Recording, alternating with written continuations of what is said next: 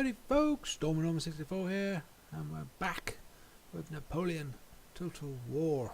This is the European campaign, 1805 to 1812. Now previously, we were doing really well, marching on to Russia, and then I had a virus attack, and my hard drive was completely rebuilt, and in the process, unfortunately, corrupted files were lost, and that included the saved file for Napoleon Total War. So I have redone the campaign. Although I had to do it from the start, I'm going to cut in at this point. I'll be honest and confess, it's taken me 3 attempts to get to here. First time I played it, things didn't go well. The Ottomans, who actually are struggling at the moment, they have only Greece left, had this happen to them. Russia came in, wiped them out. Russia then came up and started attacking from the south. I had taken out Austria, but I was busy with Prussia, and Russia was too strong, and this old enemy, the English, kept invading. They eventually took Normandy. Actually, that's a lie. They kept fighting in Normandy. They took Brittany.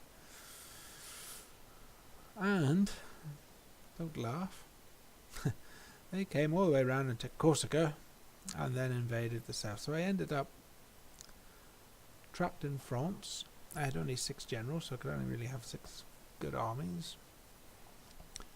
2 fighting in the north of France, 1 fighting in the south against the English, and then the other 3 trying to hold back Prussia and Russia in the east here. So I was on the defence, and I was gonna run out of time, so I redid it. Now, someone had said attack England. Well, I'll tell you now, on hard, when you start the game, put all your forces into England, it didn't work.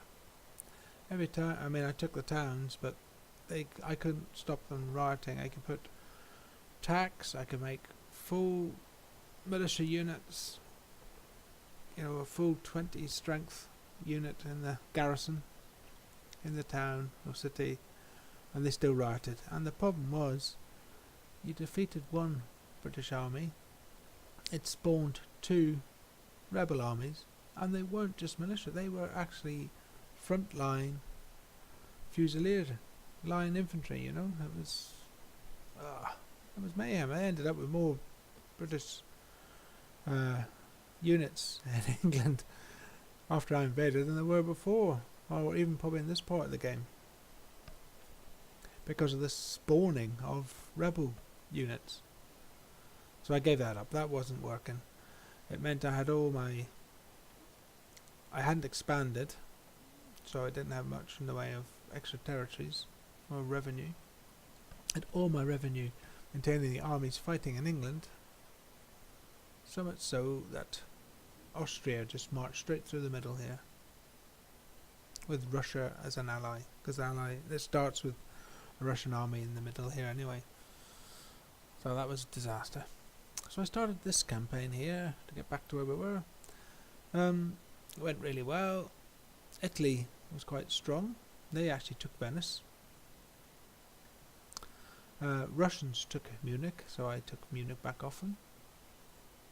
And then eventually I went Prague, Olmütz, and to Vienna. Now, to keep the north quiet, I made an alliance with the Prussians and gave them Hanover.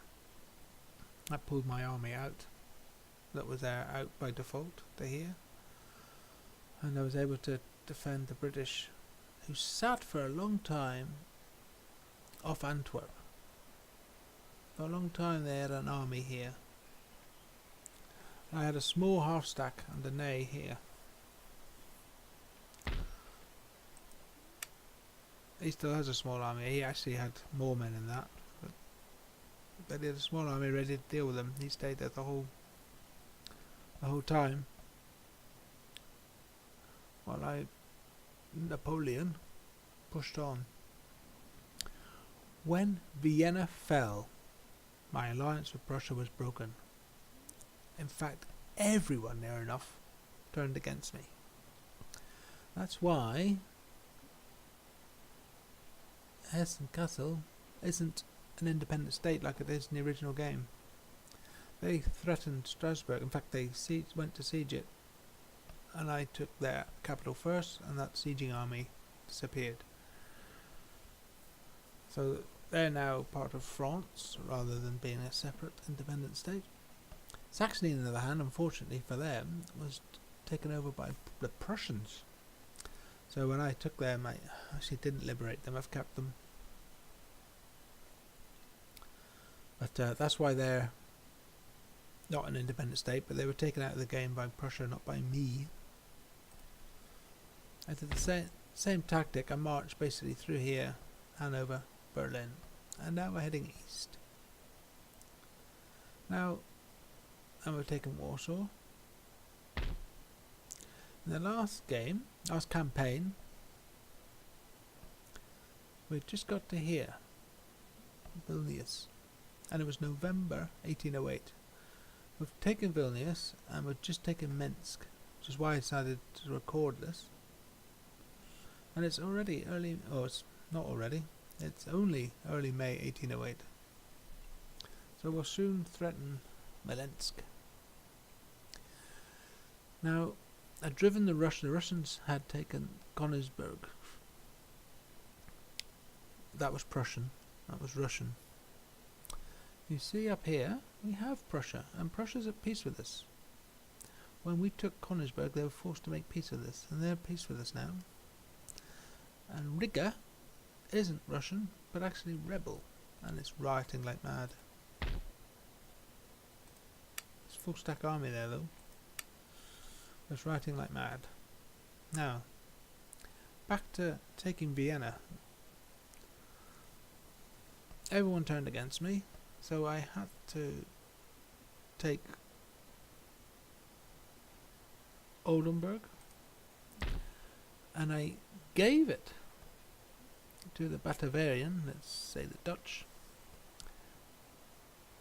in making a peace treaty, and they became my allies. So now I have them who are allies protecting my north. They're also fighting the British.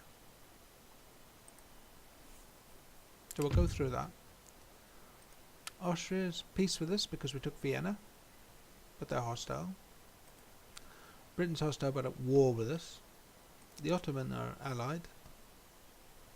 Russia's hostile but at peace with us because I took Königsberg and they had to make peace.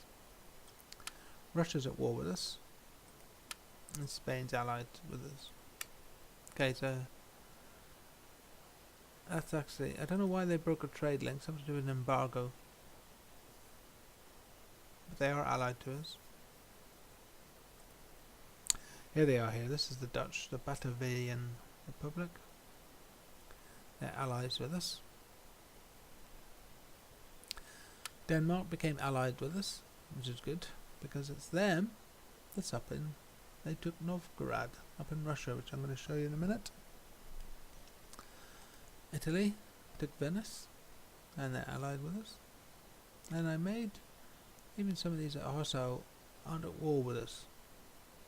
I made peace with a lot of people.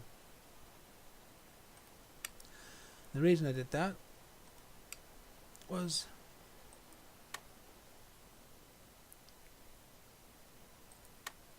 to protect my trade ships. Like in the last campaign, I got rid of all my navy and just have merchant men.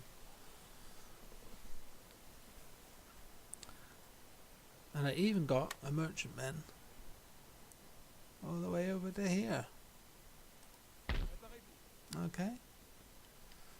So, that's good revenue. So, I haven't taken Zagreb. Not Venice. Northern Italy has been trying to take it. So, they're still fighting Austria, who I'm at peace with. I haven't taken Budapest and liberated Hungary. That's still Austrian. I didn't get to Belgrade either. That's now Russian. It was Ottoman. And I haven't taken Transylvania, which is Austrian, or Lamberg, which is Austrian. It was Russian. I've taken it before, but I'm now north of that. So here I am. To the north of me I have Prussia. I have Riga, which is rebel. We have Russia at St. Petersburg, but we have Denmark in Novgorod, and they're fighting the Russians.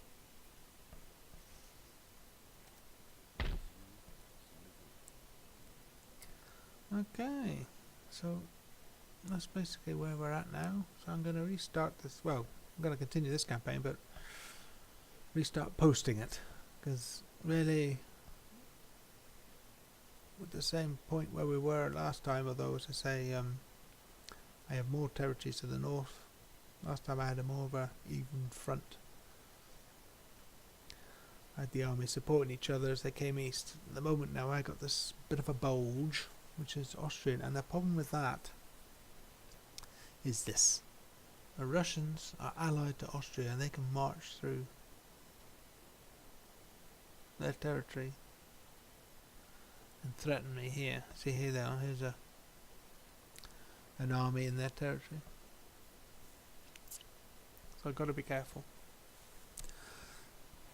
Another good news is I upgraded the game with some downloadable content, DLC, which means in the recruitment, or if we look at this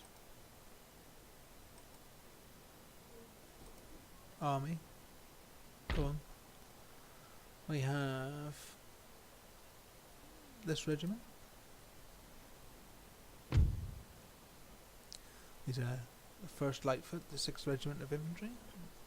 We have this regiment, the 18th Regiment, the Brave, the 6th Regiment. Why did I? Oh, because it said 1st Lightfoot. That's in this army, I think, the 1st Lightfoot. So he'd be what? 12th Regiment of Foot. So it gives these guys a title. But yes, and you get them, these lancers, which aren't in the vanilla game. And Napoleon has a few as well, I think. Let's go with Napoleon.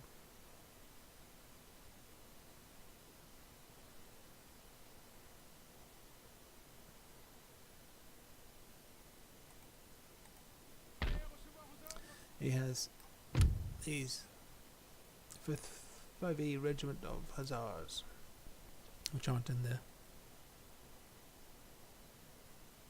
vanilla game. So that's where we're at. That's where I'm about to begin this next episode and restart the campaign of Napoleon Total War.